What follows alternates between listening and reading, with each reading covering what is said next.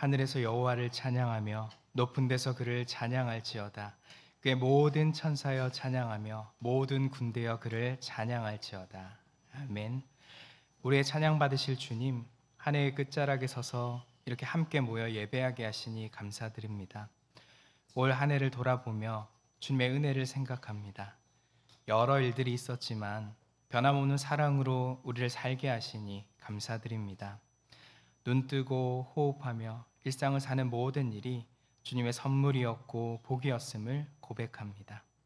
이 시간 우리에게 주어진 것들에 감사하며 기쁨으로 예배하게 하옵소서. 성령께서 오늘도 우리와 함께 해주시기를 예수님 이름으로 기원하옵나이다. 아멘. 다 함께 찬송가 4장을 찬송합시다.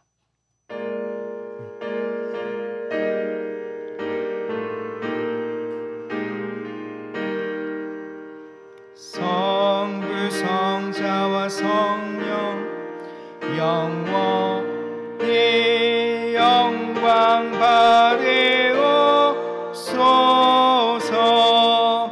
태초로 지금까지 또 길이 영원 무궁 성삼위께 영광. 아멘. 교동문 64번 시편 148편의 말씀을 교독합니다. 할렐루야. 하늘에서 여호와를 찬양하며 높은 데서 그를 찬양할지어다.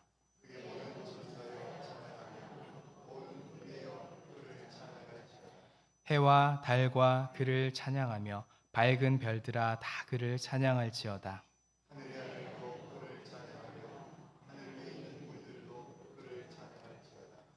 그것들이 여호와의 이름을 찬양함은 그가 명령하심으로 지음을 받았음이로다.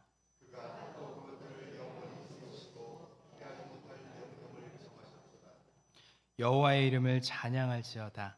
그의 이름이 홀로 높으시며 그의 영광이 땅과 하늘 위에 뛰어나심이로다. 그가 그의 백성의 뿔을 높이셨으니 그는 모든 성도 곧 그를 가까이 하는 백성 이스라엘 자손의 찬양을 받으시로다. 할렐루야. 사도신경으로 우리의 신앙을 고백합시다.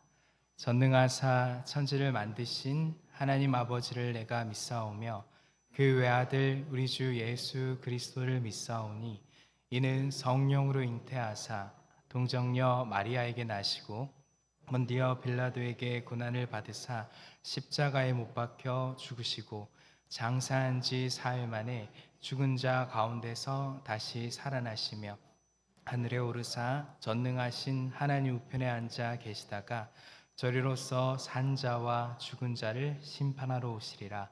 성령을 믿사오며 거룩한 공예와 성도가 서로 교통하는 것과 죄를 사하여 주시는 것과 몸이 다시 사는 것과 영원히 사는 것을 믿사옵나이다. 아멘.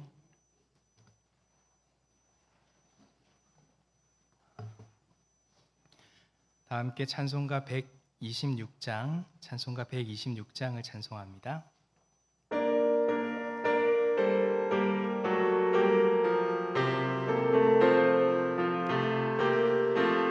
천사 찬송하기를 거룩하신 그 주께 영광 돌려보내세. 그 주 오늘 하셨네. 크고 작은 나라를 기뻐와 다하여 영광 받을 왕의 왕 뱀나신 주 영광 받을 왕의 왕 베들레헴 나신 주 오늘 나신 예수는 하늘에서 내려와 천여 몸에 나셔서 사람 몸을 입었네. 세상 모든 사람들 영원한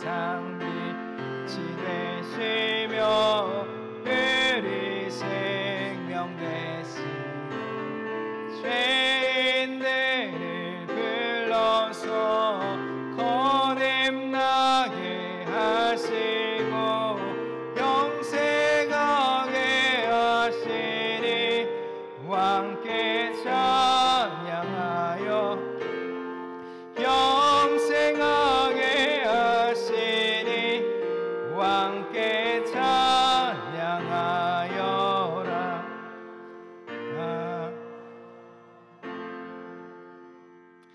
김찬혁 안수집사님 나오셔서 기도하겠습니다.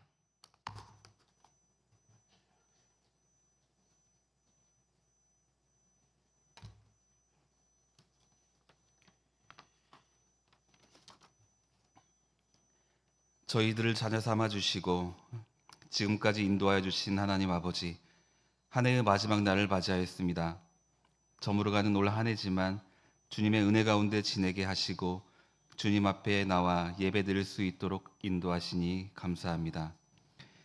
올 한 해의 마지막 날에 지나온 날들을 되돌아보니 모든 것이 하나님의 은혜였음을 느끼게 됩니다.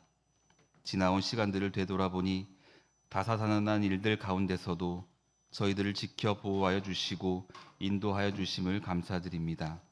남은 하루 주의 인도하심 가운데 아름답게 마무리할 수 있도록 주님 함께하여 주시옵소서. 주님, 우리는 또 지난 한 주 똑같은 시간 같았지만 또 다른 감정과 또 다른 문제와 상황 속에서 한 주를 살았습니다. 시시각각 변하는 수많은 상황의 변화 속에서 우리는 어떻게 살아가야 될지, 어디를 향해 가야 될지 방향을 잃곤 합니다. 그러나 그 수많은 혼란과 어려움 속에서도 우리의 마지막 선택은 하나님이십니다. 절망 가운데서, 낭만 가운데서, 어려움 가운데서도, 기쁨이나 평안 속에서라도 우리의 영원한 해답은 언제나 항상 주님이십니다. 오늘도 예수 그리스도가 우리의 길이 되게 하시고 우리의 능력 되어 주시옵소서. 주님, 지금까지 저희 교회를 든든히 세워주심을 감사합니다. 2024년도에도 주님의 섭리를 따라 든든히 세움을 받을 수 있는 교회가 되게 하시고 주님이 분부하신 명령을 잘 준행할 수 있는 교회가 되게 하여 주옵소서. 영혼을 추수하기에 마음을 쏟을 수 있게 하시고 이웃을 부욕케 하고 구제와 선교에 힘쓰는 교회가 되게 하여 주옵소서. 복음의 길을 닦을 수 있는 교회가 되게 하여 주옵소서. 성도들의 가정마다 주님의 크신 은혜로 함께하여 주셔서 경제적인 문제로 어려움 당하는 가정이 없게 하시고 부부간의 갈등이 일어나지 않게 하시며 자녀들도 주님을 멀리하는 일이 없게 하여 주옵소서. 모든 위험과 질병으로부터 지키시고 보호하여 주시옵소서. 이 시간 축복의 말씀을 준비하신 목사님을 기억하셔서 한 해를 마무리하고 새해를 출발하는 저희들에게 주님이 주시는 지혜와 소망을 얻는 귀한 말씀이 되게 하여 주옵소서. 오늘 이 자리에 여러 가지 형편으로 찾지 못한 성도들을 기억하시고 언제나 주님을 가까이 할 수 있는 복 있는 삶을 살 수 있도록 도와주시옵소서. 예배의 시종을 주님께 맡깁니다. 마치는 시간까지 주님만이 홀로 영광 받으실 것을 믿사옵고 예수 그리스도의 이름으로 기도합니다. 아멘.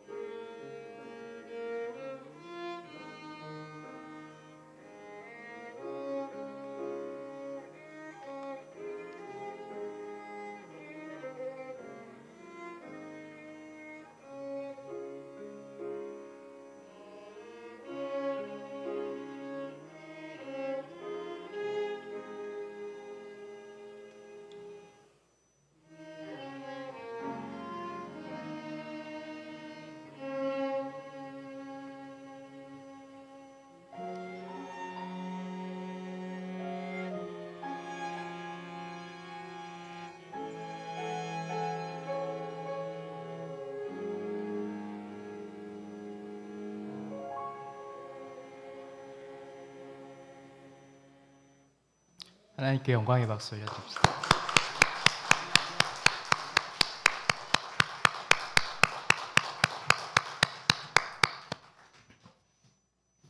교회 소식 알려드립니다.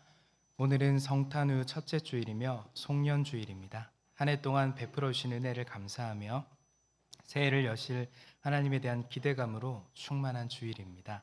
감사와 기대로 한 주간을 사시길 원하며 예배에 오신 여러분을 환영합니다.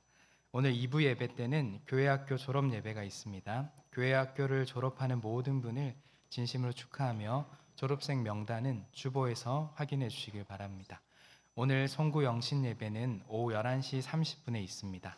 미리 오셔서 한 해를 마감하고 새해를 준비하시기를 바랍니다. 신년맞이 특별 새벽기도회가 1월 8일 월요일에서 13일 토요일까지 있습니다. 예배위원들이 주보 아래에 일정을 확인해 주시고요. 새해를 기도로 열어갈 수 있기를 바랍니다. 다음 주일은 주연절 첫째 주일이며 2024년 새해 주일입니다. 교회 온 가족이 함께 모여 10시 30분에 연합으로 예배를 드리고 예배 후 2023년 결산 및 2024년 예산을 위한 공동의회로 모입니다. 오후 예배는 당회 헌신 예배로 모입니다.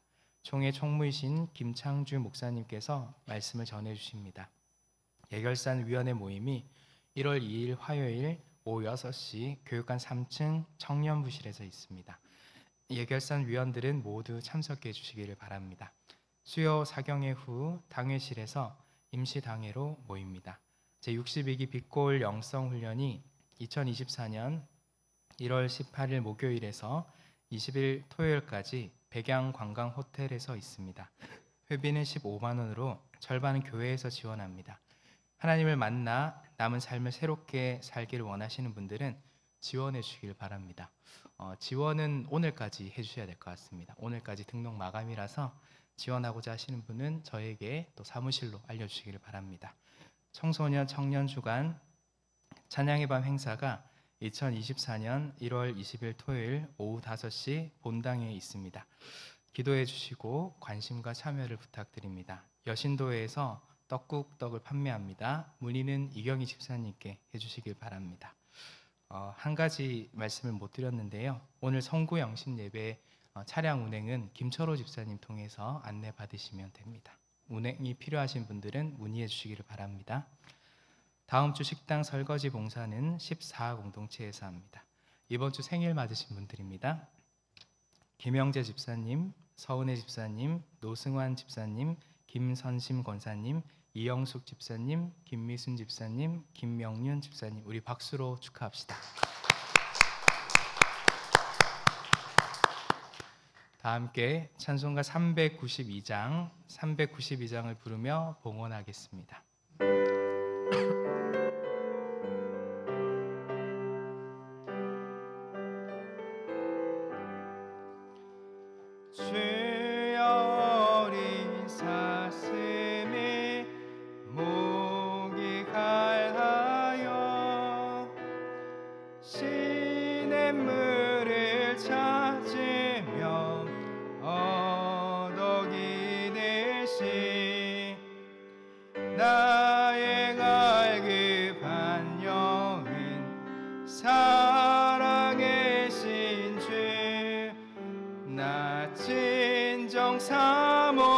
사모함으로 해가 탑니다. 간 원수 마귀는 나를 비웃어 너희 찾는 하나님 어디 있느냐.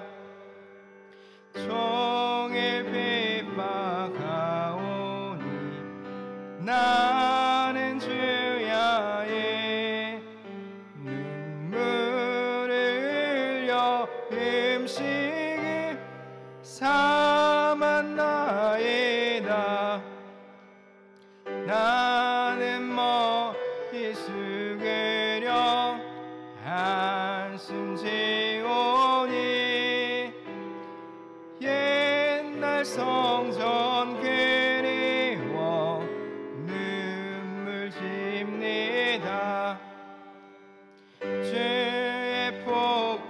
소리는 산을 이고 큰 바다 물결 일어나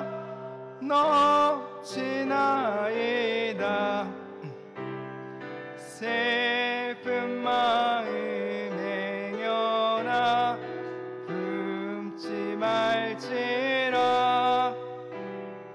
낮은 자심을 내게 베풀고 어두운 맘의 노래로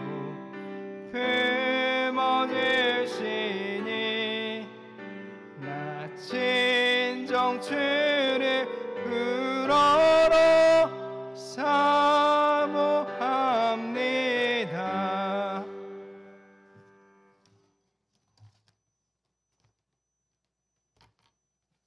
전영희 목사님 감사의 물을 드렸습니다. 김기훈, 김수영 권사님 가정과 직장의 모든 일들을 주님의 은혜로 살게 하시니 감사합니다. 이성복, 김남희 권사님 하나님 저의 기도를 들어주셔서 감사합니다. 박영래 집사님 추도 예배 감사의 물, 남공식 이호래 권사님 한 해 동안 건강 지켜주심을 감사합니다. 하나님의 은혜에 감사합니다. 남궁선희 집사님, 범사에 감사합니다. 김명순 권사님, 강태희 집사님 감사의 물, 김창섭 집사님 한 해를 사랑으로 지켜주심을 감사합니다. 무명으로 황원순 집사님 감사의 물, 진봉원 차이란 권사님 주님 은혜 감사합니다. 신년 감사의 물, 성봉래 집사님, 김창혁 집사님 올 한 해 아무 사고 없는 안전한 사업장 만들으심을 감사합니다. 전영인 목사님 선교 예물, 조병선 장로님, 이윤재 권사님 예물 드렸습니다. 기도합니다. 하나님, 이 한 해를 돌아볼 때에 은혜 아닌 것이 없으며 하나님의 도움 아닌 것이 없음을 고백하나니 주님을 기억하며 예물을 드리는 마음들이 복되게 하옵소서. 그 마음이 잘못된 판단하여 힘겹고 어려웠던 날들이 있었음을 기억합니다.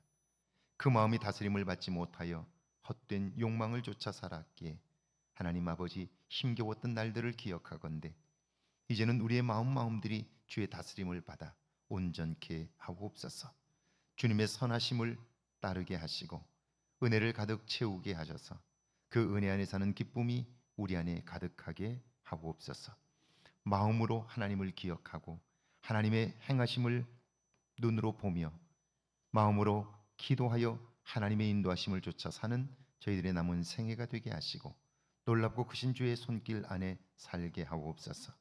주의 말씀을 기억하며 예물을 드린 손길들을 기억하소서. 10의 1조와 주정 예물과 주일 예물을 드리나니 주여 이 예물들이 주님을 기쁘시게 하는 예물들 되게 하시고 하나님께서 우리의 이름을 기억하시는 복된 예물들이 되게 하옵소서. 감사함으로 드리는 예물들을 받아주시고 이 안에 행하신 놀라운 일들을 기억하며 하나님이 하신 그 사건들을 평생 잊지 않고 사는 그리하여 감동이 있는 삶을 살게 하옵소서. 하나님 아버지 신년 예물과 선교 예물과 일천번제 예물을 드리나니 주님 우리를 통해서 받으실 영광을 마음껏 받아 주옵소서. 우리를 통해 행하실 주의 일들을 마음껏 이루게 하옵소서. 예수님의 이름으로 축복하며 기도하옵나이다. 아멘.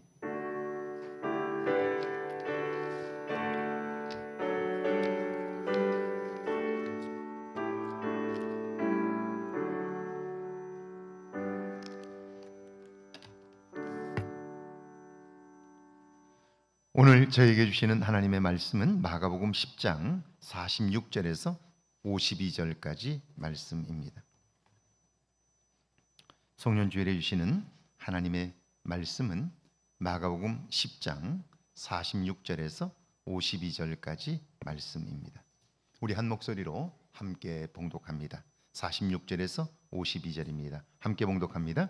그들이 여리고에 이르렀더니 예수께서 제자들과 허다한 무리와 함께 여리고에서 나가실 때에 디메오의 아들인 맹인 거지 바디메오가 길가에 앉았다가 나사렛 예수시란 말을 듣고 소리질러 이르되 다윗의 자손 예수여 나를 불쌍히 여기소서 하거늘 많은 사람이 꾸짖어 잠잠하라 하되 그가 더욱 크게 소리질러 이르되 다윗의 자손이여 나를 불쌍히 여기소서 하는지라.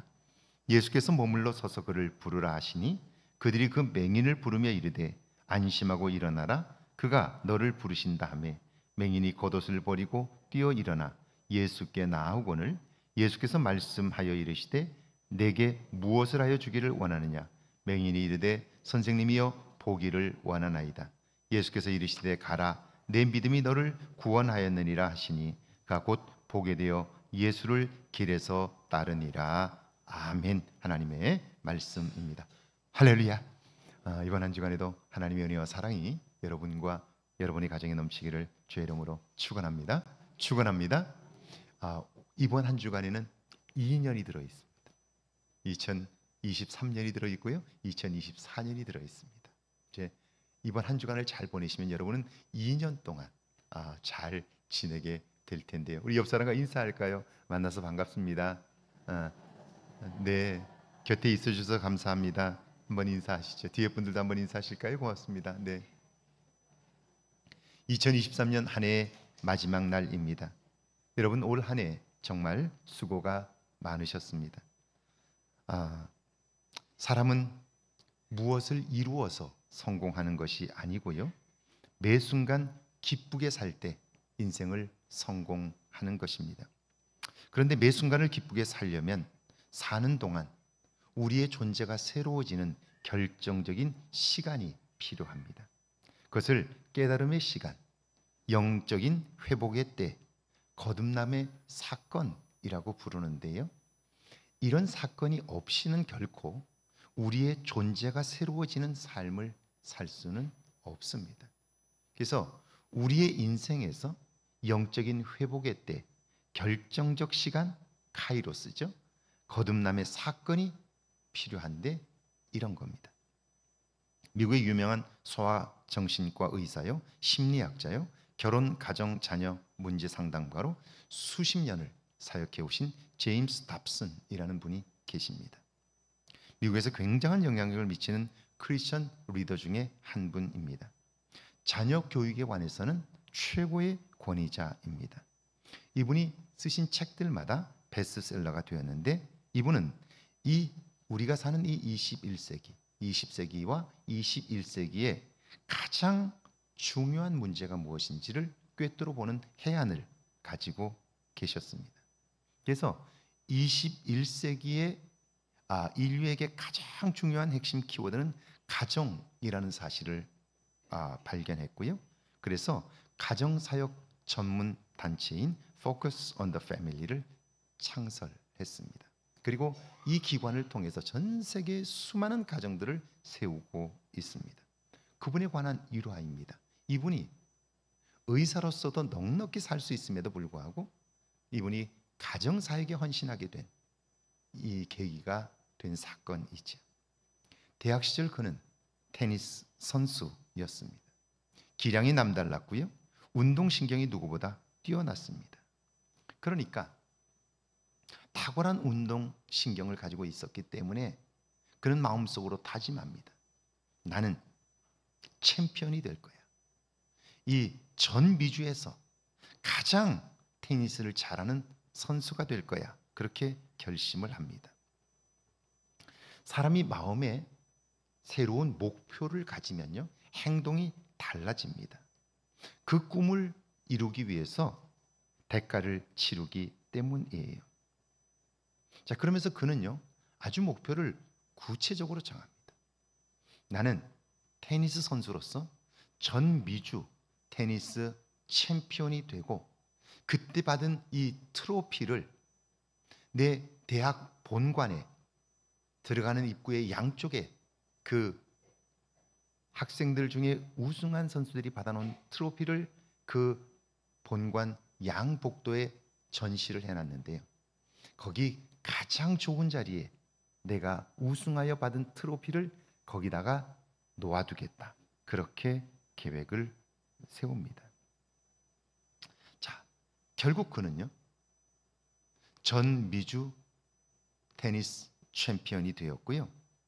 그리고 그가 꿈꿨던 그대로 그 챔피언 트로피를 대학 본관에 그 자리에 갖다 놓았습니다. 엄청나게 많은 사람들이 박수갈채를 보냈고, 그리고 자기 자신 역시 그걸 볼 때마다 굉장한 자부심을 느꼈고요. 그리고 자랑스러웠습니다. 여러분, 그 꿈을 이루기 위하여 그가 얼마나 헌신했을까? 얼마나 노력했을까? 상상이 되시죠? 그러니까 그걸 이루었을 때의 그 기쁨이라는 것은 말할 수가 없는 거예요. 이제 대학을 졸업했습니다. 그는 공부하여 의대에 진학했고요. 의사가 되었습니다. 그리고 정신없이 살았어요. 그렇게 시간이 한참 지났죠. 그러던 어느 날 그 집에 소포가 하나 왔습니다. 식구들이 열어보니까 별거 아닌 거예요. 그래서 그 소포로 보내진 것을 쓰레기통에 버렸습니다. 그런데 퇴근한 그가 우연히 이 쓰레기통을 열다가 버려진 그것을 보고 큰 충격을 받았습니다. 그것을 집어들고는 한동안 말을 할 수가 없었어요. 그것은 다름 아닌 그렇게 많은 사람들의 환호를 받고 본관에 진열했던 트로피였습니다. 전미주 챔피언이 되어서 사람들의 열화와 같은 환호를 받으며 받았던 그 트로피, 그리고 그 트로피를 그가 계획했던 대로 본관 진열대 가장 잘 보이는 자리에 놓았고요. 그렇게 많은 사람들로부터 박수갈채를 받았던 그 트로피가 시간이 지나니까 흉물스럽게 되었고요. 더 이상 진열할 가치가 없다고 여긴 학교가 그걸 본인에게 보냈는데요. 가족들이 볼 때 낡아버린 그 트로피가 쓸모가 없다고 해서 쓰레기통에 버렸던 거예요. 여러분, 다른 사람들은 쓸모없다고 버렸는지 모르지만 그러나 그에게 그것은 인생의 황금기를 주고 바꾼 젊은 날의 훈장이에요. 얼마나 감격스럽고 그때를 생각하면 얼마나 기쁜지 몰라요. 그런데 그것도 잠시 시간이 지나고 나니까 그 아름다운 면류관 같은 것이 흉물스러운 것이 되었고요. 결국 쓰레기통에 버려진 거예요. 그때 그가 그 버려진 트로피를 붙들고 이런 다짐을 합니다. 이제 내 남은 삶은 한때 반짝하고 사라질 그 무엇이 아니라 영원히 빛날 것을 위하여 내 인생을 헌신하리라. 여러분, 이게 뭡니까? 이게 깨달음이지요. 그리고 존재적 변화를 경험하는 순간인 거예요.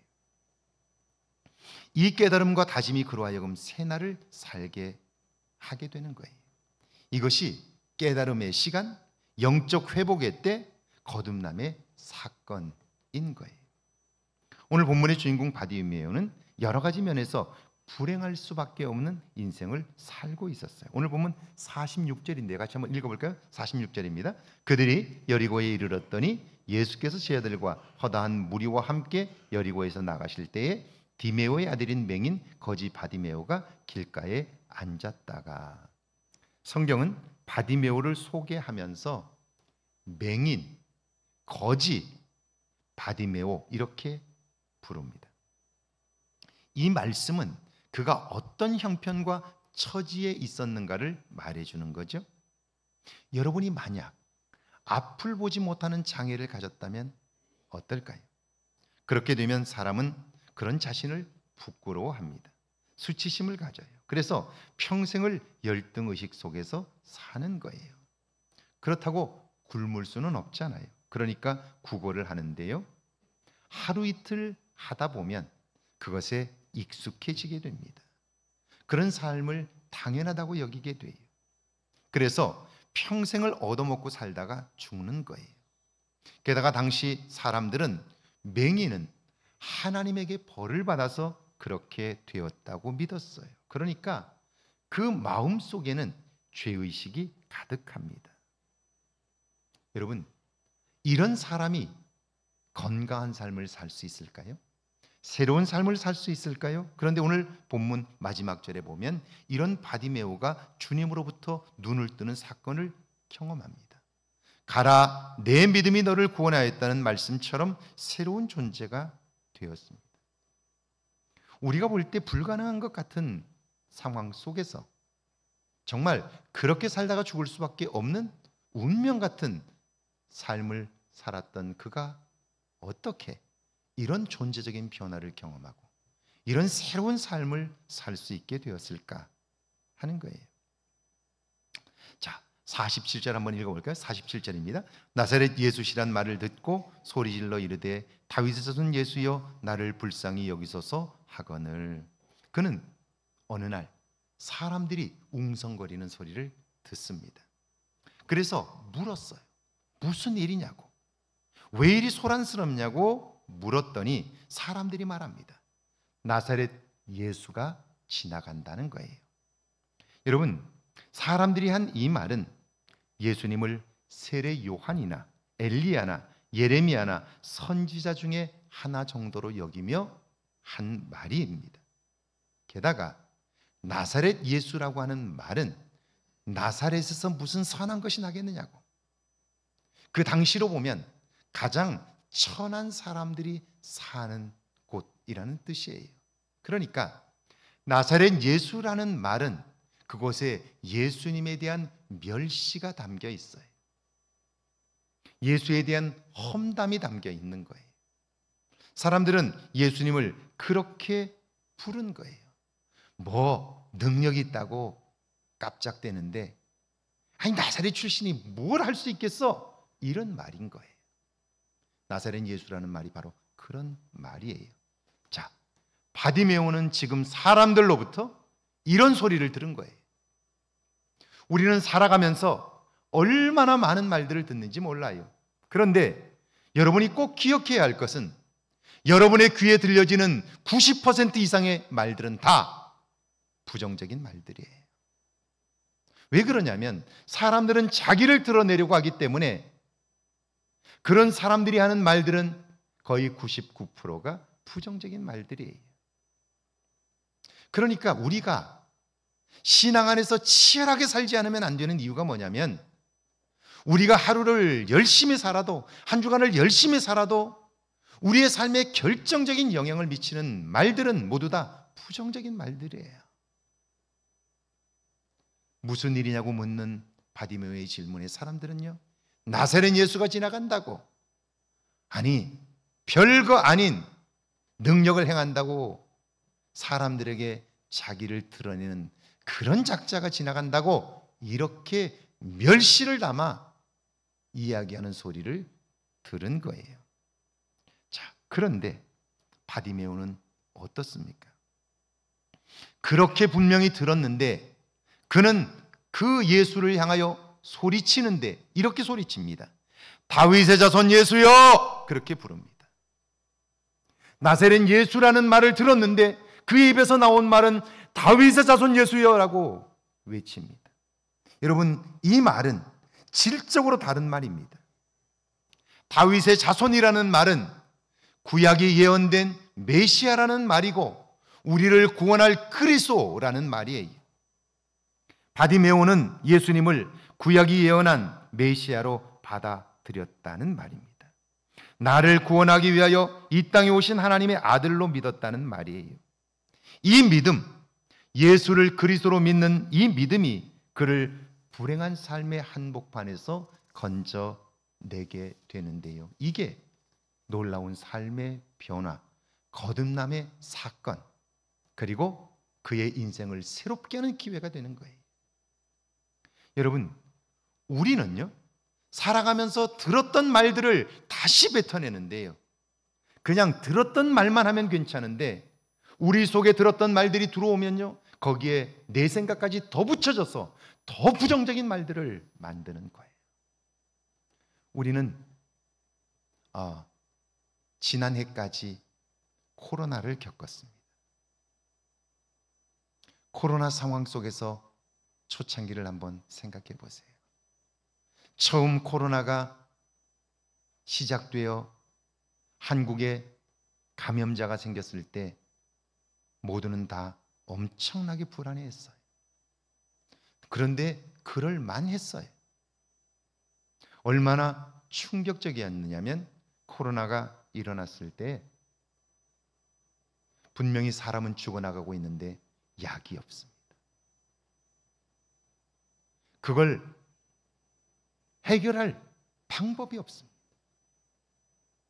여러분은 잘 모르실 수도 있는데 저는 여기 가까운 백제 장례식장을 자주 가게 되니까요, 알잖아요.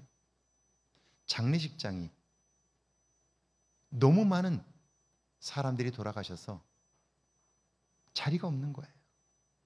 서울의 장례식장에 모실 곳이 없어서 사람들이 전부 내려와서 장례를, 화장을 할 수가 없어서 2주씩이나 늦추고 3주씩이나 늦추고 그랬어요. 그러니까 그때 겪었던 두려움이 얼마나 컸을까 상상이 가실 거예요. 그런데요, 이 두려움이 사람들의 마음을 사로잡으니까 그때부터 사람들은 희생양을 찾기 시작해요. 젊은 놈들 때문이다. 젊은 놈들이 자꾸 돌아다니니까 이런 일들이 벌어진다. 누구 때문이다. 누구 때문이다. 누구 때문이다. 서로가 서로를 향해서 손가락질을 하기 시작해요. 그리고 불안감을 점점 증폭시켜요. 사람들은 객관적인 정보를 전달해 준다고 생각하지만 내 입에서 나오는 말들이 다른 사람들을 계속해서 불안 속으로 몰아넣는 거예요.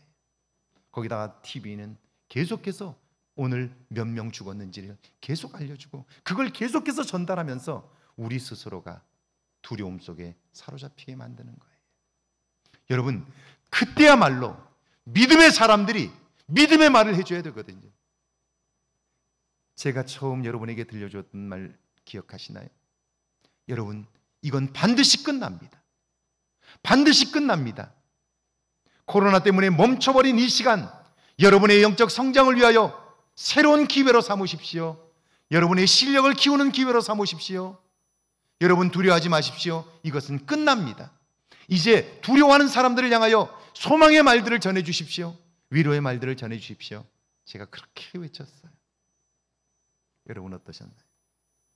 그 긴 시간, 아무것도 할 수 없어서 남는 그 시간 어떻게 쓰셨나요? 두려움에 빠진 사람들은요, 모두 다 두려워하다가 시간을 다 보내고 말았어요. 그리고 끝나지 않을 것 같다가 끝나고 나니까 어때요? 그 시간은 우리 인생에서 소중한 시간인데 그냥 가버리고 말았어요.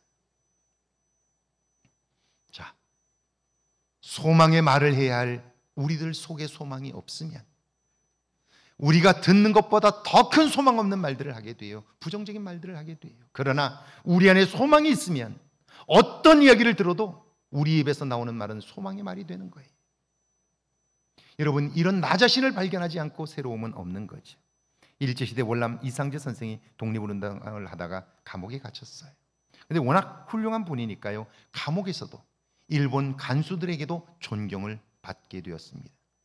그때 한 일본인 기자가 찾아와 선생님께 이것저것을 묻습니다. 그러다가 자기가 알기로는 인도의 간디는 평소 100살을 산다고 했는데 선생님은 얼마나 사실 거냐고 묻습니다. 여러분, 감옥입니다. 언제 죽을지 모릅니다.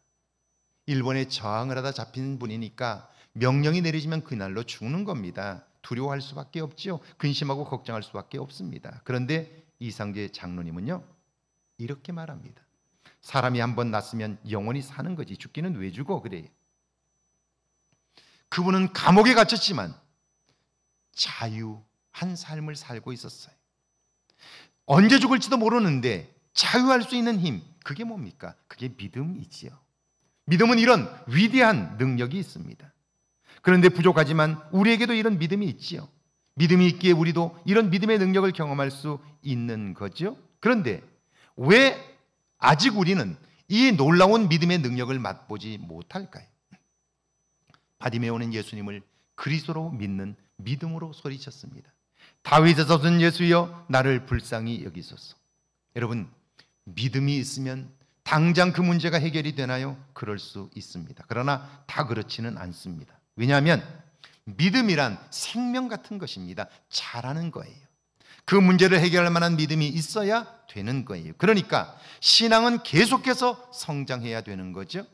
오늘 믿음의 사람 바디메오 앞에도 넘어야 할 장애물들이 있습니다. 여기 47절과 48절입니다. 함께 읽습니다. 나사렛 예수시란 말을 듣고 소리질러 이르되 다윗의 자손 예수여, 나를 불쌍히 여기소서 하거늘 많은 사람이 꾸짖어 잠잠하라 하되 그가 더욱 크게 소리질러 이르되 다윗의 자손이여, 나를 불쌍히 여기소서 하는지라. 그가 믿음으로 예수님께 나아가려고 했을 때 만난 첫 번째 장벽은 바로 사람들이었습니다. 사람들은 예수께 나아가려고 그가 나서게 되자 그를 막아섰고요, 꾸짖습니다. 여기서 꾸짖는다는 말은 비난했다는 뜻입니다. 질책했다는 의미예요. 다시 말하면 바디메오는 믿음으로 예수님께 나아갈 용기를 냈어요. 그 믿음으로 힘껏 소리쳤어요. 보질 못하니까 그런 거죠. 그런데 사람들은 그의 신체적인 약점을 들춥니다. 가장 듣기 싫어하는 말로 그를 찌르는 거예요. 이것이 그가 만난 첫 번째 장벽입니다. 여러분이 만약 은혜를 받으러 교회에 왔는데 사람들이 여러분의 과거를 들추며 무안을 주었다면 여러분은 어떻게 반응하셨을까요? 자존심이 상해서 돌아서야지요? 욕이라도 하면서 맞서야지요? 그런데 아닙니다. 이것은 장애물입니다. 사단이 우리를 주님께로 가지 못하도록 쳐놓은 그물입니다. 신앙생활을 하다 보면 이런 장애물들을 얼마나 자주 만나게 되는지 모릅니다. 그런데 여러분, 그 장애물은 어떤 것이든 성장하기 위하여 반드시 있는 것입니다. 공부를 하지 않던 아이가 공부를 하겠다고 마음을 먹으면 마음을 먹은 대로 되지 않아요. 공부하는 자리에 앉아서 공부를 하기까지 얼마나 많은 장애물들이 있는지 몰라요. 제가 신학교에 가기 위하여 직장 생활을 하다가 공부를 다시 시작했습니다. 한동안 공부를 하지 않았기 때문에 책을 잡지 않고 살았어요. 그런데 책상에 앉았는데요, 공부가 되질 않습니다. 앉으면 참 신기하게 마음 먹고 앉았는데 앉으면 꼭 화장실 가고 싶어요. 뭔가 일이 있는 것 같아서 자꾸 일어나서 다른 걸 하고 싶고요. 앉아 있을 수가 없어요. 그래서요, 일어나지 않으려고 의자에 허리를 묶었어요. 그런데 자꾸 일어나고 싶어서 견딜 수가 없는 거예요. 근데 묶었으니까 일어날 수 없으니까요, 자꾸 옆을 보는 거예요. 집중이 안 돼요, 자꾸. 그래서 책상 옆에 스티로폼을 막았어요. 벽을 세워가지고 이만큼 세웠어요. 근데 또 위쪽을 보는 거예요, 위쪽을. 그래서 위를 또 막았어요. 그런데도 온갖 잡생각이 계속 나는데 집중이 안 되는 거예요. 그래서 소설책을 갖다 놓고 앉아서 그 책을 읽으면서 집중하기 시작했어요. 그 훈련을 무려 한 달을 넘게 했어요. 2달째쯤 지나니까 이제 집중이 조금 되기 시작해요.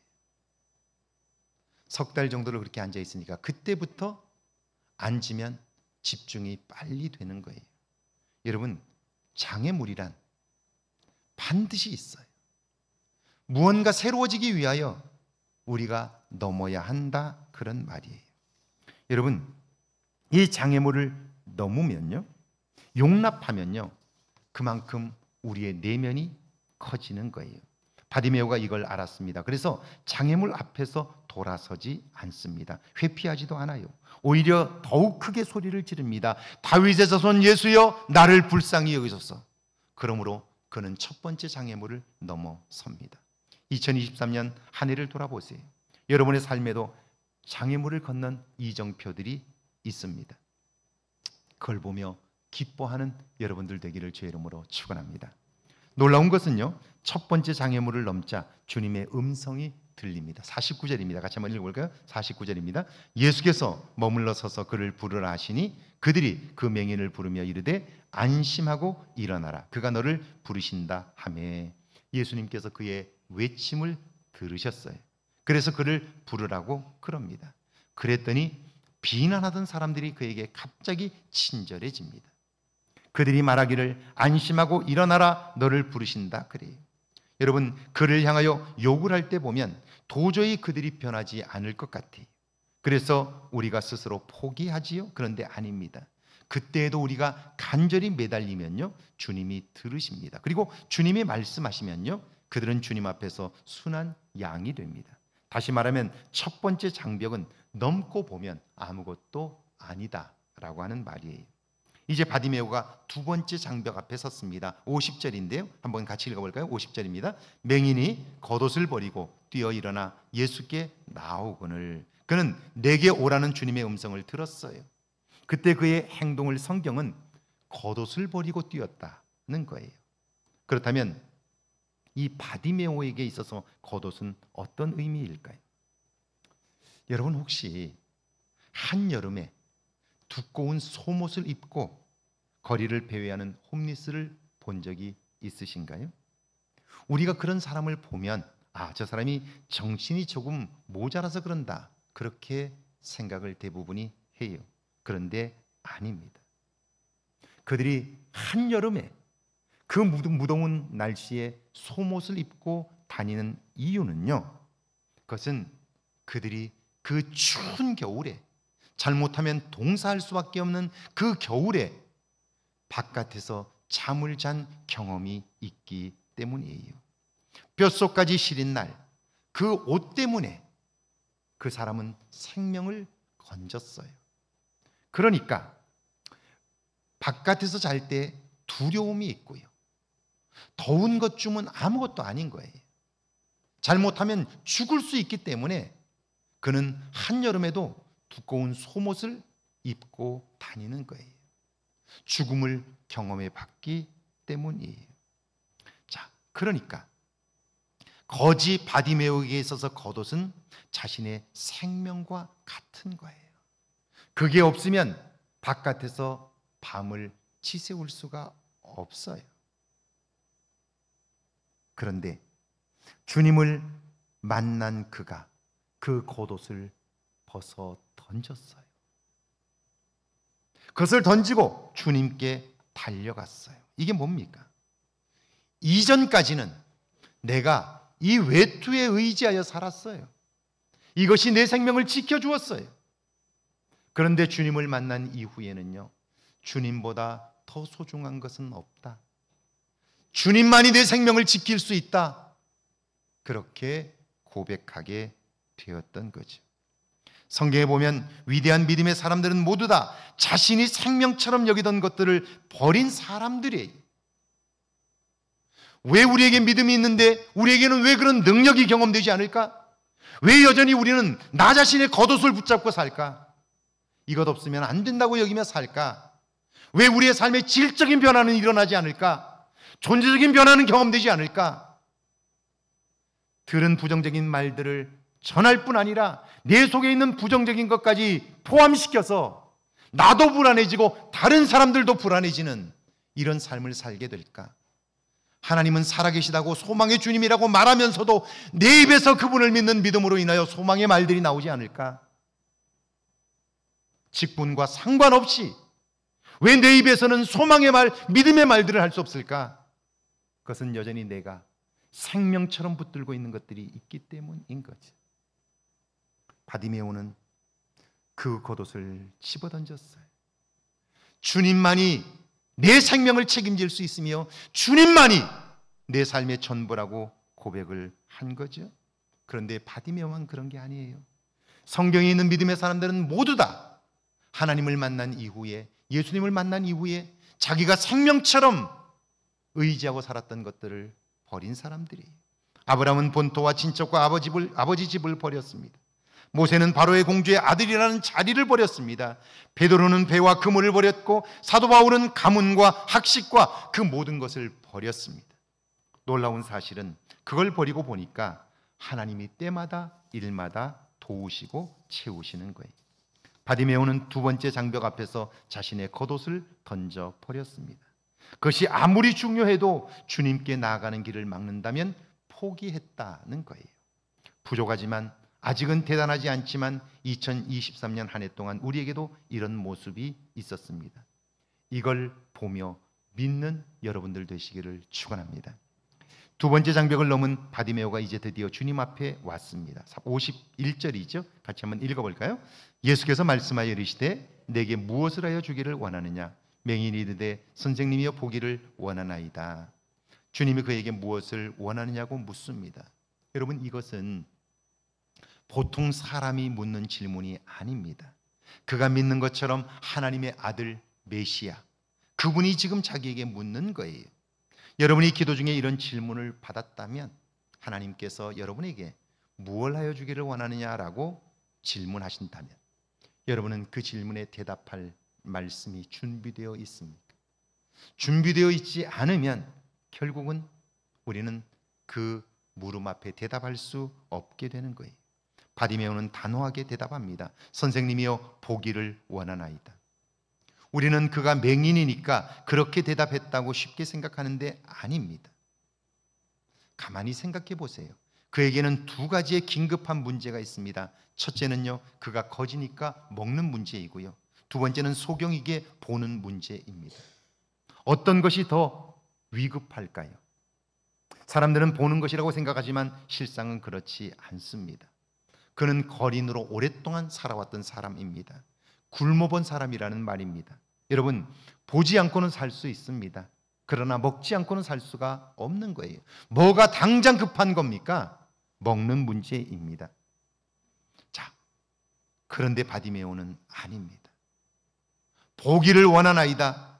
잠시 있다가 없어지는 물질적 도움이 아니라 영원히 사라지지 않는 존재적인 도움을 구했던 거예요. 이것은 믿음으로 사는 사람들이 믿음으로 기도하며 무엇이 가장 소중한가를 볼 줄 아는 눈이 있다는 거예요. 여러분, 살면서 가장 중요한 게 뭡니까? 뭐가 중요한가요? 돈이라고 생각하시나요? 물론 돈은 굉장히 중요한 겁니다. 얼마나 돈을 사람들이 중요하게 여기면 돈을 생명보다 더 소중하게 여기겠어요? 돈은 그처럼 중요해요. 그러나 아무리 돈이 중요해도 돈이 생명보다 중요하진 않아요. 그런데 믿음이 없으면 사람들은 돈을 생명보다 더 사랑해요. 그래서 돈을 사랑하다가 자기 생명을 잃어요. 돈에 눈이 멀면 돈이 우리의 생명을 삼킬 수 있다는 사실을 알지 못하게 되는 거예요. 우리는 돈이 중요하다는 사실을 알지만 돈이 내 생명을 삼킬 수 없도록 하기 위하여 믿음이 필요한 거지. 이걸 다스릴 줄 모르면 우리는 그것의 종로로 타며 평생을 그것에 노예되어 살 수밖에 없어요. 솔로몬의 위대함이 어디 있습니까? 그 1000번제를 드리고 나서 하나님으로부터 무엇을 원하느냐는 질문을 받습니다. 그때 그는 부귀와 영화를 구할 수 있습니다. 세계를 제패할 능력을 구할 수도 있습니다. 그러나 솔로몬은 지혜로운 마음을 구했습니다. 하나님께서 내게 백성들을 맡기셨으니 그들을 하나님의 뜻대로 섬길 수 있는 마음을 달라고 요청한 거예요. 이것은 한순간에 할 수 있는 대답이 아닙니다. 즉시 할 수 있는 대답이 아니에요. 솔로몬은 그 마음속에 내 인생의 가장 중요한 것이 무엇인가를 하나님께 물었고 하나님으로부터 대답을 얻었던 거예요. 여러분, 우리 모두는 남은 시간이 정해져 있을 거예요. 저도 모르고 여러분도 몰라요. 그러나 분명한 것은 우리의 삶은 정해져 있어요. 내가 젊기 때문에 아직 시간이 많이 남았다고요? 천만의 말씀이에요. 그것은 착각이에요. 내가 젊기 때문에 많이 시간이 남은 게 아니고요. 그 시간의 결정은 하나님이 하시는 거예요. 그렇다면 오늘 여러분의 삶이 마감된다면 여러분은 후회가 없을까요? 이대로 삶을 마감해도 괜찮으신가요? 그런데 우리는 아직도 남은 시간이 꽤 많다고 생각하기 때문에 남은 시간들을 무엇이 가장 중요한가를 생각하지 않고 살아왔던 방식대로 그대로 살아가고 있는 것은 아닌가요? 그리고 어느 날 닥친 죽음 앞에 후회만 남는 것은 아닌가요? 바디메오가 그랬습니다. 그에게는 마음속 깊이 담고 있었던 대답이 있었습니다. 그러니까 주님에 관한 소식을 들었고 그분을 메시아로 믿는 날부터 마음에 담았던 기도의 제목이 있습니다. 그것은 보기를 원한다는 거예요. 당장은 먹는 것이 더 중요해요. 먹지 않으면 죽어요. 그러나 그것보다 더 중요한 것은 보는 것이라는 사실을 마음에 담고 있었고요. 그분이라면 능히 그렇게 하실 수 있다고 믿은 거죠. 그래서 주님이 물을 때 즉시 대답할 수 있었던 거예요. 이런 믿음의 사람에게 주님이 말씀합니다. 52절이죠. 같이 한번 읽습니다. 예수께서 이르시되 가라, 내 믿음이 너를 구원하였느니라 하시니 그가 곧 보게 되어 예수를 길에서 따르니라. 내 믿음이 너를 구원하였느니라. 여러분, 예수님은요, 내가 너를 구원하리라 그렇게 말씀하지 않았어요. 무엇이 그를 구원했나요? 너의 믿음이. 누구나 믿음만 있으면 이런 엄청난 구원을 경험할 수 있다는 말입니다. 이 안에 여러분도 여러 개의 장애물들을 넘으셨을 거예요. 부족하지만 여러분의 신앙도 조금 성장했고요. 그래서 여러분의 영혼도 새로워졌습니다. 여러분의 양심을 찌르는 깨달음들도 있었을 거예요. 이렇게 살면 안 되는데, 내가 이렇게 잘못하고 있구나, 내가 이렇게 살아왔구나, 수없이 많은 깨달음들이 있었을 거예요. 자, 여러분, 그 깨달음들을 우리는 소중히 여기지 않고 살았던 날들이 있어서 옛날과 똑같은 오늘을 사는 것 같지만 아닙니다. 우린 이전과는 다른 변화된 모습이 부족하지만 조금이라도 있습니다. 그걸 보고 그런 나를 격려할 때 우리의 삶은 새로워질 수 있는 거예요. 조용히 한번 눈을 한번 감아 보실까요? 그리고 제가 묻는 물음에 따라 여러분 안에 변화를 한번 발견해 보십시오. 이 안에 예배 생활이 성장했습니다. 이 한해 부족하지만 기도 생활이 성장했습니다. 이 한해 말씀 생활이 성장했습니다. 이 한해 봉사 생활이 성장했습니다. 이 한해 직분 생활이 성장했습니다. 이 한해 언어 생활이 성장했습니다. 이 한해 찔림을 통하여 작지만 내 안에 변화가 있었습니다. 2023년 하나님께서 나를 새롭게 하셨음을 발견하고 그걸 믿는 믿음으로 한 해를 마감하고 그 마음으로 새해를 맞는 저와 여러분 되기를 주의 이름으로 축원합니다. 찬양하고 기도합니다.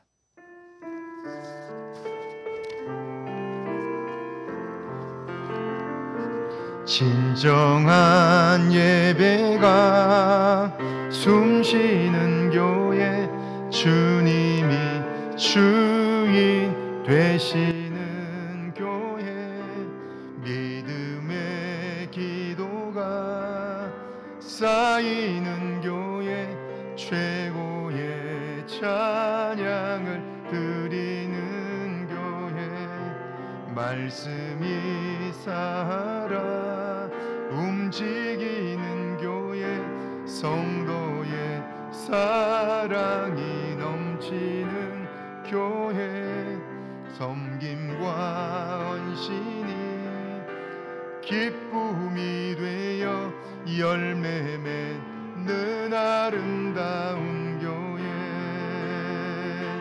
주님의 마음 닮아서 이웃을 사랑하는 교회, 주님의 영광을 위해서 빛 대신 주님 전하는 교회, 사랑의 불꽃이 활짝 피어나 날마다 사랑에 빠지는 교회, 주께서 사랑하는 우리 교회가 이런 교회 되게 하소서, 이런 교회 되게 하소서, 이런 교회 되게 하소서. 기도합니다. 주님, 이 한해 우리를 사랑하셔서 작지만, 그래서 잘 느껴지지 않지만 우리 안에 변화를 심어주신 것 감사합니다. 주님이 나를 새롭게 하셨음을 믿게 하시고 그 믿음으로 한 해를 마감하고 새해를 사는 우리 모두가 되게 하옵소서.